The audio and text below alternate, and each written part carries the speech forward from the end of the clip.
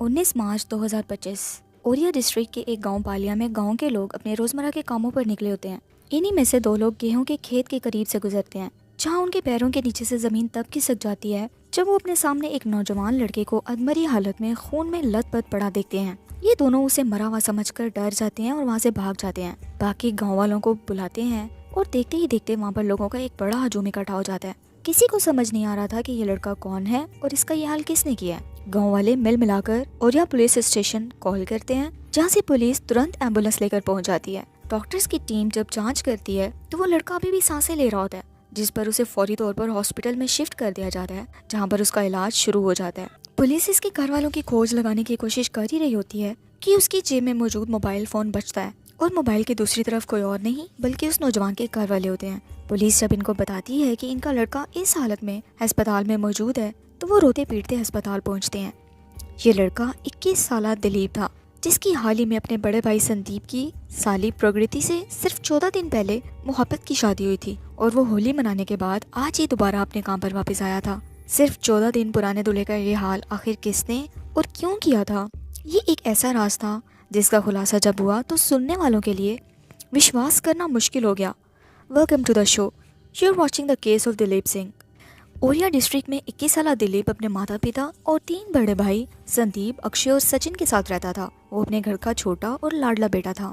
दिलीप के पिता का बिजनेस यूपी के 4 डिस्ट्रिक्ट तक फैला हुआ था। इनके पास 10 हाइड्रा मशीन्स और 12 क्रेन्स थी। Since it was a rich family, Dilip के बड़े भाई संदीप की साल 2019 में फोन में रहने वाली पारुल से शादी हुई थी। पारुल की एक 20 साल बहन प्रकृति भी थी, जो अक्सर ही अपनी बहन से मिलने उसके ससुराल आती थी और दिलीप भी अपनी भाभी के मैके अक्सर आया जाया करता था। प्रकृति एक इंतहाई शातिर लड़की थी। वो 12 जमातें पढ़ी थी और इस समय उसकी उम्र 20 साल थी। प्रकृति ने अपने घर से 100 मीटर की दूरी पर रहने वाले एक लड़के अनुराग यादव से प्रेम करती थी। इसकी अनुराग से मुलाकात खेतों में हुई थी, जहाँ एक चिट पर अनुराग ने इसको अपना नंबर लिख कर दिया था और उसे कॉल करने का कहा था। सिंस प्रकृति के पास अपना फोन नहीं था, इसलिए उसने अपने पिता के नंबर से सबके सो जाने के बाद अनुराग को कॉल की थी। कॉल्स का ये सिलसिला कुछ अरसे तक चला, जिसके बाद ये सिलसिला मुलाकातों में बदल गया। दोनों एक दूसरे को बहाने बहाने से मिलने लगे थे। ये दोनों एक दूसरे से शादी करना चाहते थे, लेकिन यहाँ मसला ये था कि अनुराग और प्रकृति की फैमिली की आपस में जमीन को लेकर दुश्मनी चल रही थी।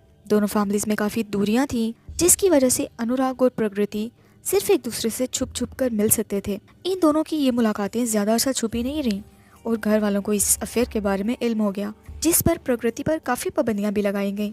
लेकिन किसी भी तरह से इसके सर से इश्क का भूत नहीं उतर रहा था। वो घर वालों को डराने के लिए एक बार अपनी नब्ज तक काट चुकी थी और इस मुद्दे को लेकर घर वालों से अक्सर उसका झगड़ा रहता था। घर वाले जल्द से जल्द उसकी शादी करना चाहते थे। प्रकृति भी चाहती तो यही थी, लेकिन वो अनुराग के अलावा किसी का नाम तक सुनना पसंद नहीं करती थी। यहाँ एक और बड़ा मसला अनुराग की फाइनेंशियल लाइफ का था। अनुराग ने प्रकृति और बाकी गांव वालों को अपनी झूठी शान और शौकत दिखाकर अंधा कर रखा था। अनुराग अपनी जरूरियात को पूरा करने के लिए ट्रक चलाया करता था, लेकिन गांव वालों और प्रकृति के सामने वो ब्रांडेड कपड़ों में जाता, बड़ी बड़ी गाड़ियों में घूमता और एक लग्जरियस लाइफ जीने का दिखावा करता था। लेकिन इसकी असलियत कुछ और थी। वो एक मिडिल क्लास लड़का था और प्रकृति उसके साथ एक शान और शौकत भरी लाइफ जीने के सपने देख रही थी। इस सब के बीच इसकी बड़ी बहन पारुल की एक करोड़पति फैमिली में शादी का हो जाना था और इसे एक सपनों बड़ी लाइफ को जीते देख प्रकृति के दिल में लालच पैदा हो चुका था और अपने इसी लालच को पूरा करने के लिए वो एक ऐसी साजिश रचने वाली थी जिसे सुन और देख कई घराने तो तबाह होने ही थे, लेकिन इसके साथ ही बहुत से लोगों का इंसानियत से भरोसा उठ जाने वाला था। साल 2022। सिंस प्रकृति और दिलीप पारुल की वजह से एक दूसरे के घर में आते जाते रहते थे। दिलीप की फैमिली थी भी रिच। अगर प्रकृति किसी तौर भी दिलीप को फंसाने में कामयाब हो जाती तो वो इसकी प्रॉपर्टी को अपने नाम कर एक लग्जरियस लाइफ जी सकती थी, जिसके सपने उसने हमेशा से देख रखे थे। और यही शैतानी ख्याल वो साल 2020 में अनुराग के दिमाग में भी डाल देती है कि वो प्यार का नाटक कर दिलीप के साथ दोस्ती बनाकर नजदीकियां बढ़ाएगी, इसके साथ शादी कर वो इसे रास्ते से हटा देगी, जिसके बाद उसकी सारे मालो दौलत की वो अकेली वारिस होगी। इस साजिश को कामयाब बनाने के लिए प्रकृति दिलीप से दोस्ती करती है। वो उसे अपने प्यार का इस हद तक यकीन दिलाती है कि दिलीप अपने घर वालों तक से प्रकृति के लिए लड़ जाता है। जब दिलीप के घर वाले अपने छोटे बेटे के लिए लड़की तलाश कर रहे थे, तब दिलीप उन्हें प्रकृति के बारे में बताता है। पहले तो इसके परिवार वालों को इस रिश्ते की खबर तक नहीं थी, लेकिन जब उन्हें पता चलता है तो वो इस रिश्ते से मना कर देते हैं, जिसका रीजन ये था कि वो एक ही घर से 2 बहनों को नहीं लाना चाहते थे। लेकिन प्रकृति ने दिलीप को ये बता दिया था कि वो शादी करेगी तो सिर्फ दिलीप से करेगी, और दूसरी तरफ दिलीप भी यही चाहता था। बेटे की जिद के आगे घर वाले मना नहीं कर पाए और इस रिश्ते के लिए हाँ कर दी। यूँ 5 मार्च 2025 को दोनों की शादी तय पा जाती है, लेकिन दिलीप और इसका परिवार ये नहीं जानता था कि ये शादी इनके परिवार के लिए बर्बादी का सामान बन उनका बेड़ा छीनने आ रही थी। प्लान के मुताबिक प्रकृति प्यार का ढोंग रचाते हुए दिलीप को अपने इश्क में अंधा कर चुकी थी। ये और इसका बॉयफ्रेंड दोनों मिलकर दिलीप के भोलेपन का पूरा फायदा उठा रहे थे। दूसरी तरफ ये दोनों आपस में छुप कर मुलाकातें भी करते और हर तरह के रिलेशनशिप में भी थे। 25 मार्च 2025 ये वो दिन था जिस दिन दिलीप और प्रकृति की शादी होना तय पाई थी।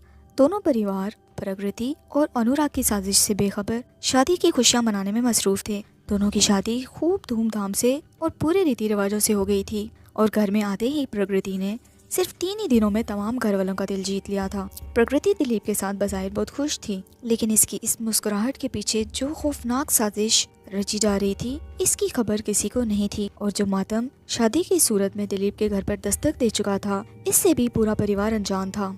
शादी के बाद रवाज के मुताबिक चौथी की रस्म के लिए प्रकृति अपने मैके चली जाती है और दिलीप भी अपने ससुराल में दिवाली मनाने के बाद काम पर वापस आ चुका था। चौथी की रस्म भी प्रकृति के लिए एक बहाना थी अनुराग से मिलने का। वो अनुराग से मिलने के लिए तड़प रही थी। चौथी के बहाने वो 17 मार्च को अनुराग से उसी पुराने होटल में मिलती है जब वो हमेशा से उससे मिला करती थी। यहीं बैठ वो अपने पति के होते हुए अपने प्रेमी के साथ ये रील शूट करती है। इस खौफनाक मुस्कुराहट के पीछे जो बज़ाहिर शादी की खुशी लग रही थी, किसी को मालूम नहीं था कि प्रकृति अपने होलनाक खेल को अंजाम तक पहुँचाने के लिए आखिरी हरबा लगा रही थी। 19 मार्च 2025 दोपहर के लगभग 2 बजे दिलीप दिव्यापुर के पास से अपनी पत्नी और बड़े भाई संदीप को कॉल कर बताता है कि वो बेलापुर गांव में अपना काम मुकम्मल कर चुका और कुछ ही देर में घर वापस पहुंच जाएगा। इस समय दिलीप अपने घर से तकरीबन 27 मीटर की दूरी पर था, यानी इसको घर आने में कोई 40 से 50 मिनट का समय लग सकता था। लेकिन काफी देर गुजरने के बाद भी दिलीप घर नहीं आता। शुरू में तो घर वालों को यही लगता है कि शायद दिलीप को रास्ते में कोई काम याद आ गया होगा और वो रास्ते में कहीं रुक गया होगा और थोड़ी ही देर में घर आ जाएगा। लेकिन देर रात तक जब दिलीप नहीं लौटता तो घर वालों को इसकी चिंता होती है। वो इसको फोन मिलाते हैं, जिस पर पहले तो फोन मिलता ही नहीं, लेकिन जब फोन मिलता है तो एक पुलिस वाला उठाता है और जो कुछ वो दिलीप के घर वालों को बताता है वो सुन घर वालों के होश उड़ जाते हैं। पूरा परिवार रोता धोता हॉस्पिटल पहुंचता है। पूरे हॉस्पिटल के वार्ड में कोहराम मचा था। डॉक्टर्स दिलीप को बचाने की कोशिश कर रहे थे। दिलीप के सर में गहरी चोटें आई थी। इसको सर में बुरी तरह से मारा पीटा गया था, जिसके बाद एक देसी पिस्टल से पीछे से इसके सर में गोली मारी गई थी और बज़ाहिर ये दिखाने की कोशिश की गई थी कि ये कोई लूट मार का केस है। लेकिन पुलिस को पिस्टल के वार की वजह से शक हुआ था कि ये कोई नॉर्मल लूट मार का केस नहीं। दिलीप के घर वालों के कहने पर पुलिस इस वाकये की रिपोर्ट दर्ज करती है और इन्वेस्टिगेशन स्टार्ट कर देती है। दूसरी जानिब 2 दिन हॉस्पिटल में रहने के बाद 14 दिन पहले दूल्हा बने दिलीप मौत के मुंह में समा जाता है। पुलिस जब इस केस की इन्वेस्टिगेशन स्टार्ट करती है तब वो सबसे पहले सीसीटीवी फुटेजेस को खंगालना शुरू करती है ताकि इंसिडेंट के टाइम दिलीप जहाँ से गुजरा था इसकी लोकेशन को ट्रेस कर कुछ सुराग लगाया जा सके। दिव्यापुर और बेलापुर विलेज के दरमियान में पुलिस को दिलीप 2 लोगों के साथ बाइक पर ज्यादा दिखता है। जब पुलिस इन 2 लोगों की आइडेंटिटी के बारे में पता लगाती है तो इनमें से एक मशहूर शूटर रामजी नागर निकलता है, जो पहले से ही बहुत से केसेस में इन्वॉल्व था और आजकल जमानत पर बाहर था। दिलीप जैसे सीधे साधे शख्स का इस तरह के मुजरिम के साथ पाया जाना अपने आप ही में एक सिग्नल था। पुलिस रामजी नागर की खोज लगाती है और इसको पकड़ने के बाद इस सब के बारे में पूछताछ शुरू कर देती है। शुरू में तो ये कुछ नहीं बताता, लेकिन फिर जब पुलिस अपने तरीके से पूछती है तो ये बताता है कि उसी अनुराग यादव नामी शख्स ने दिलीप को मारने की 2 लाख की सुपारी दी थी। इसके साथ साथ वो कुछ ऐसे दिल दहला देने वाले खुलासे करते हैं जिसे सुन कोई भी यकीन नहीं कर पाता। इसे पकड़ने के बाद पुलिस दिलीप के घर पहुंचती है, जहां वो प्रकृति से पूछताछ करने के बाद उसे अरेस्ट कर साथ ले जाने लगती है।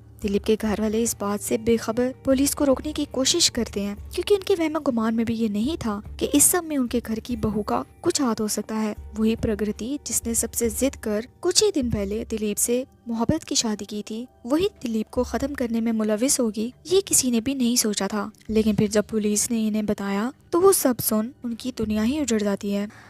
17 मार्च 2024 जब प्रकृति शादी के बाद अनुराग से मिलने गई तब वो प्लान बनाते हैं कि वो कुछ ऐसा करेंगे जिससे इन पर किसी को शक भी नहीं होगा और दिलीप भी रास्ते से हट जाएगा, जिसके बाद वो दोनों इसकी दौलत हथियाकर शादी कर लेंगे। इसके लिए इन्होंने 2 लाख रुपए देकर अनुराग के कजन के जरिए से रामजी नागर को हायर किया था। प्रकृति और अनुराग ने ये तय किया था कि वो दोनों 1-1 लाख रुपया जमा कर रामजी को देंगे। प्रकृति ने 70,000 रुपए अपनी मुंह दिखाई और 30,000 दिलीप से मांग कर 1 लाख रुपया पूरा किया था। और दिलीप इस बात से बिल्कुल बेखबर कि उसी के पैसों से उसके खत्म किए जाने की सुपारी दी जा रही थी, अपनी बीवी को ये पैसे दे दिए थे। दूसरी तरफ बकाया पैसे दिलीप को खत्म कर देने के बाद दिए जाने थे, लेकिन इसके पहले ही उनकी इस प्लानिंग का पोल इस सीसीटीवी फुटेज के जरिए से खुल जाता है। ये शूटर दिलीप को अपनी गाड़ी खराब होने के बहाने गेहूं के खेत में ले जाते हैं और सीधा साधा सा दिलीप इनकी मदद करने की गर्ज से उनके साथ चला आया था। उसे ये नहीं पता था कि इस जगह पर उसकी अपनी ही पत्नी के द्वारा उसकी कब्र खोदी गई थी। प्रकृति और अनुराग के साथ इस केस में इन्वॉल्व 3 और लोगों को भी पुलिस ने अपनी कस्टडी में लेकर उन पर मर्डर के चार्जेस लगाए हैं। अब देखना ये है कि कोर्ट इन्हें क्या सजा देता है, क्योंकि ये केस अभी भी अदालत में है।